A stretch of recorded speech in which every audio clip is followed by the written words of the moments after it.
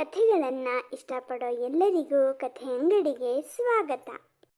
ಹಾಂ ಇಷ್ಟು ಸಾಕು ಸಾಕು ಕವಿತಾ ಅವರೇ, ನಾನು ಮುಂದುವರಿಸ್ತೀನಿ. ಸರಿ, ನೀವಿನ್ ಮನೆಗೆ ಹೋಗಿ. ನಾನು ಸ್ಪೆಷಲಾಗಿ ಹೇಳ್ಕೊಂಡು ಎಂಟ್ರಿಗೆ ಕೊಡಬೇಕು. ಜನರಿಗೆ ಇಷ್ಟ ಆಗುತ್ತೆ.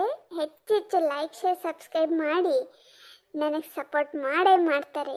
ಈ ಅವಕಾಶನ ನಾನು ಬಿಟ್ಕೋಬಾರ್ದು. ಹೊಸದಾಗಿ ಹೇಳಬೇಕಲ್ಲ, ಹಾಂ ಹೀಗೆ ಹೇಳ್ತೀನಿ.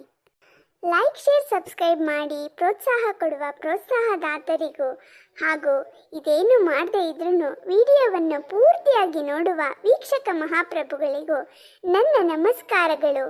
ನನ್ನ ಈ ವ್ಲಾಗ್ಗೆ ಸ್ವಾಗತ, ಸುಸ್ವಾಗತ. ಕೆಲವರೆಲ್ಲ ಆಶ್ಚರ್ಯದಿಂದ ನೋಡ್ತಿದ್ದೀರಲ್ಲ. ಓ, ನಿಮಗೆ ನನ್ಗೆ ಗೊತ್ತು ಸಿಗಲಿಲ್ಲ ಅಂತ ಕಾಣತ್ತೆ. ನಾನ್ರಿ ನಿಮ್ಮ ಪಕ್ಕದ ಮನೆ ಸುಪ್ರಭಾ. ಅದೇ ಸುಪ್ರಭಾತ್. ಹಾಂ, ಈಗ ನೆನಪಾಯ್ತಾ? ಹಾಂ, ನಾನೇ ಅದು. ಮತ್ತೆ ಎಲ್ಲ ಹೇಗಿದ್ದೀರಾ?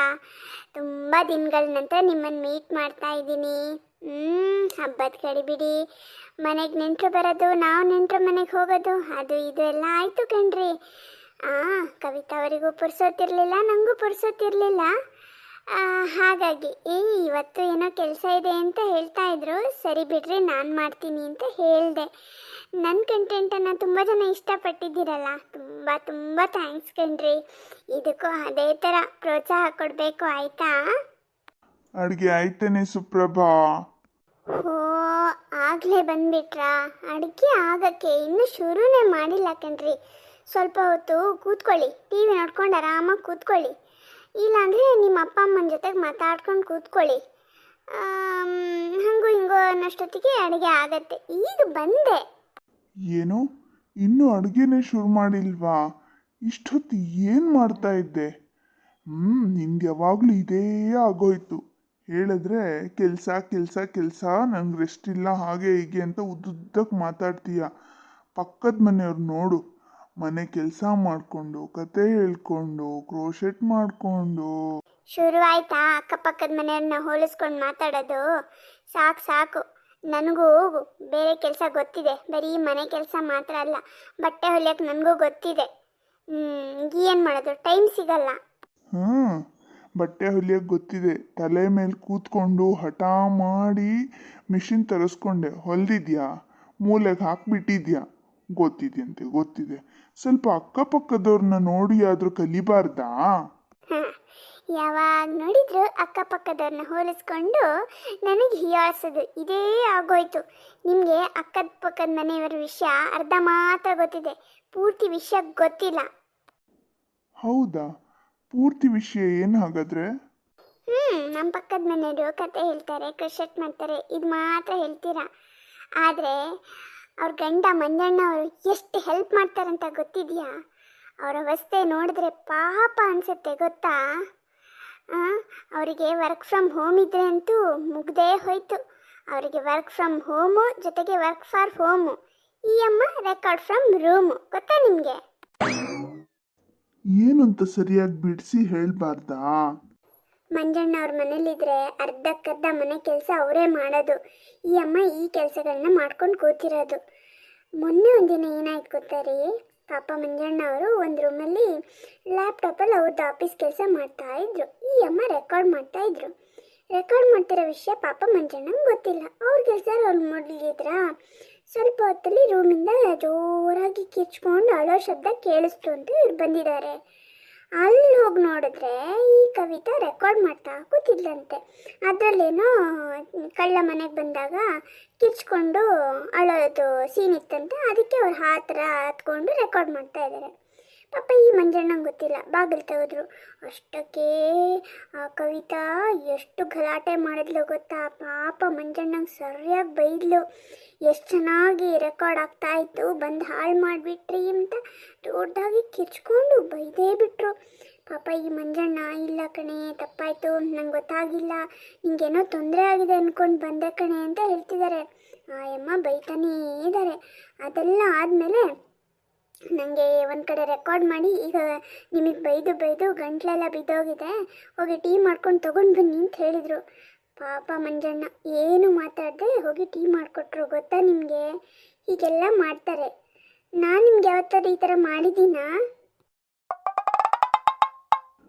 ಅಲ್ಲ, ಎಲ್ಲದನ್ನು ಕಣ್ಣಾರೆ ಕಂಡೋಳ್ ಥರ ಹೇಳ್ತಿದ್ಯಲ್ಲ, ನೀನೇನಾದರೂ ಆ ಟೈಮಲ್ಲಿ ಅವ್ರ ಮನೇಲಿ ಇದ್ದೀಯಾ?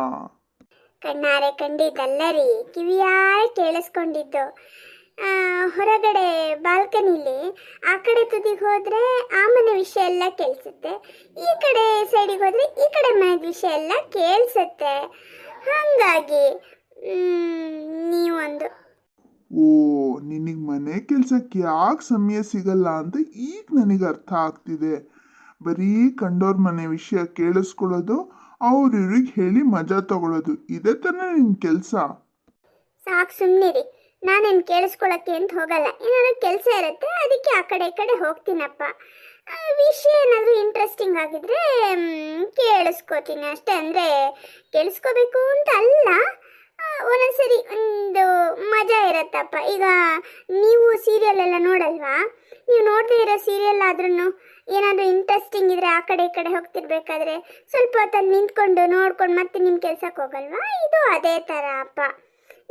ನೀವೊಂದು ಹೊರಗೆ ಹೋಗಿ, ನನಗೆ ಅಡುಗೆ ಮಾಡಬೇಕು.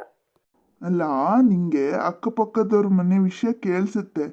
ನಮ್ಮ ಮನೇಲಿ ನಮ್ಮಮ್ಮ ಅಷ್ಟು ದೊಡ್ಡ ಗಂಟ್ಲು ಹರ್ಕೊಂಡು ಅಳ್ತಾ ಇದ್ದಾರಲ್ಲ, ಅದ್ಯಾಕೆ ಕೇಳಿಸ್ತಿಲ್ಲ ನಿಂಗೆ? ಏನು, ನಿಮ್ಮಮ್ಮ ಅಳ್ತಿದ್ದಾರಾ? ಅಳೋದು ಯಾಕೆ? ಬೆಳಗ್ಗೆ ಚೆನ್ನಾಗಿ ಕಡುಬು ಚಟ್ನಿ ಬಾರಿಸಿದ್ದಾರೆ, ಕಡುಬು ಉಳಿದಿದೆ ಅಂತ ಚಟ್ನಿ ತಗೊಳ್ಳೋದು, ಚಟ್ನಿ ಇದೆ ಅಂತ ಕಡುಬು ತಗೊಳ್ಳೋದು, ಹೀಗೆ ಮಾಡ್ಕೊಂಡು ಚೆನ್ನಾಗಿ ತಿಂದಿದ್ದಾರೆ. ಈಗ ತಾನೇ ಅವರಿಗೆ ಟೀ ತಿಂಡಿ ಎಲ್ಲ ಕೊಟ್ಟು ಬಂದಲ್ಲ, ಚೆನ್ನಾಗೇ ಇದ್ರು. ಇರಲಿಲ್ಲ ಕರೆಕ್ಟು. ಅವರಿಗೆ ಇದು ಟೀ ಜೊತೆಗೆ ಚಕ್ಕುಲಿ ಕೊಡಬಳೆ ಬೇಕಿತ್ತಂತೆ, ಅದಿರಲಿಲ್ಲ ಅಂದಿದ್ದಕ್ಕೆ ದೊಡ್ಡದಾಗಿ ಜಗಳ ತೆಗೆದ್ರು. ನಾನು ಜಗಳ ಮಾಡಿದೆ, ಇಲ್ಲ ಅಂತ ಹೇಳಲ್ಲ, ಚೆನ್ನಾಗಿ ಜಗಳ ಮಾಡಿದ್ರು. ಆಮೇಲೆ ಒಲೆ ಮೇಲೆ ಹಾಲಿಟ್ಟಿದ್ದು ನೆನಪಾಗಿ ನಾನು ಈ ಕಡೆ ಬಂದೆ. ಅವರು ಹಾಗೆ ಸ್ವಲ್ಪ ಹೊತ್ತು ಕಿರ್ಚಾಡ್ತಾನೆ ಇದ್ದರು. ಹೋಗಬೇಕು ಅಂದ್ಕೊಂಡಿದ್ದೆ, ಅಷ್ಟೊತ್ತಿಗೆ ಈ ಪಕ್ಕದ ಮನೆ ವಿಚಾರ ಕೇಳಿಸ್ತಾ ಹೊರಗೆ ಹೋದೆ. ಹಂಗಾಗಿ ಅದನ್ನ ಮರ್ತೇ ಬಿಟ್ಟೆ ನಾನು. ಚೆನ್ನಾಗೇ ಇದ್ರಲ್ಲ, ಇವಾಗೇನಾಯ್ತು? ಅದೇನು ವಿಷಯ ಅಂತ ಗೊತ್ತಿಲ್ಲ ಕಣೆ. ಈಗ ಒಳ್ಳೆಯವ್ರಿಗೆ ಕಾಲ ಇಲ್ಲ ಅಂತ ಗೊಳೋ ಅಂತ ಅಳ್ತಾ ಇದ್ದಾರೆ. ಬಾ, ಅದೇನು ಅಂತ ನೋಡೋಣ. ಏನಾದರೂ ನಿನ್ನಿಂದ ನಮ್ಮಮ್ಮ ಅಳೋ ಹಾಗಾಗಿದ್ರೆ ನಿನ್ನನ್ನು ಮಾತ್ರ ಸುಮ್ಮನೆ ಬಿಡಲ್ಲ. ಅವ್ರು ಅಳೋ ವಿಚಾರಕ್ಕೆ ನಾನು ಕಾರಣ ಅಲ್ಲ ಅಂತ ಗೊತ್ತಾದ್ರೆ ಆಗ ಹೊರಗಡೆ ಕರ್ಕೊಂಡು ಹೋಗ್ತೀರಾ? ಅದೇನು ಅಂತ ಆಮೇಲೆ ಡಿಸೈಡ್ ಮಾಡೋಣ. ಮೊದಲು ಬಾ. ಆಯ್ತು. ನೋಡಲ್ಲಿ ಅಮ್ಮ ಹೇಗೆ ಅಳ್ತಿದ್ದಾರೆ ಅಂತ ನೋಡು. ಏನಾಯ್ತತೆ? ಯಾಕೆ ಈಗ ಅಳ್ತಿದ್ದೀರಾ? ಅವಾಗ ನೀವು ಮಾತಾಡಿದ್ರಿ, ನಾನು ಮಾತಾಡಿದೆ, ಅಲ್ಲಿಗಲ್ಲಿಗೆ ಸರಿ ಹೋಯ್ತಲ್ಲ.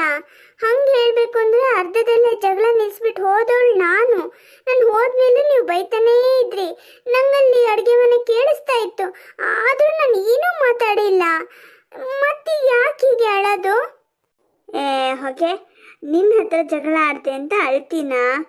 ನಾನೇನಿದ್ರು ಅಳೋಳಲ್ಲ. ನೋಡಿದ್ರಾ, ಅವ್ರು ನನ್ನ ಕಾರಣ ಕಳ್ತಾ ಇಲ್ಲ.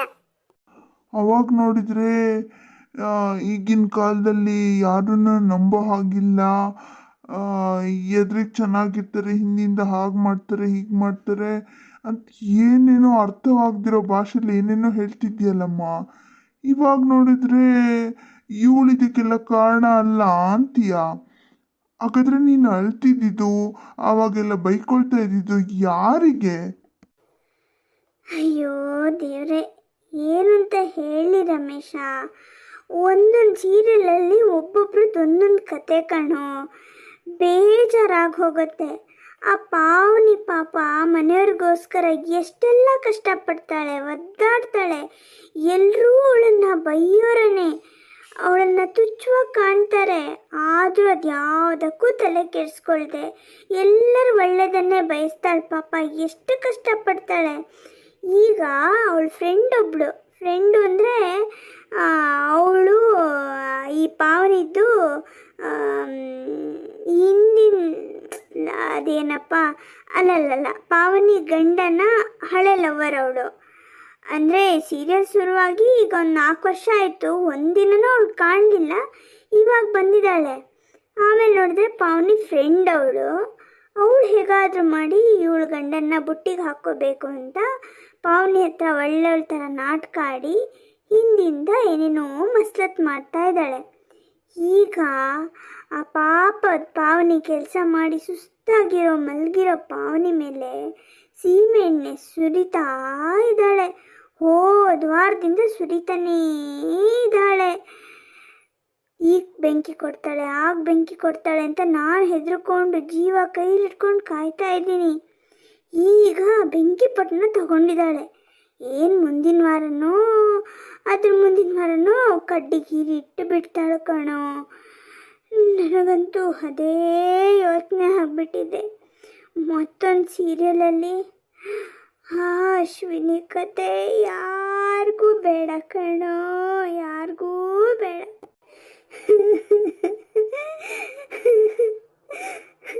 ಒಂದೆಲ್ಲ ಕತೆ ನೆನೆಸ್ಕೊಂಡ್ರೆ ನನಗೆ ಊಟ ಬೇಡ, ತಿಂಡಿ ಬೇಡ, ನಿದ್ದೆ ಬೇಡ, ಏನು ಬೇಡ ಅಂತ ಅನ್ಸುತ್ತೆ ಕಣ.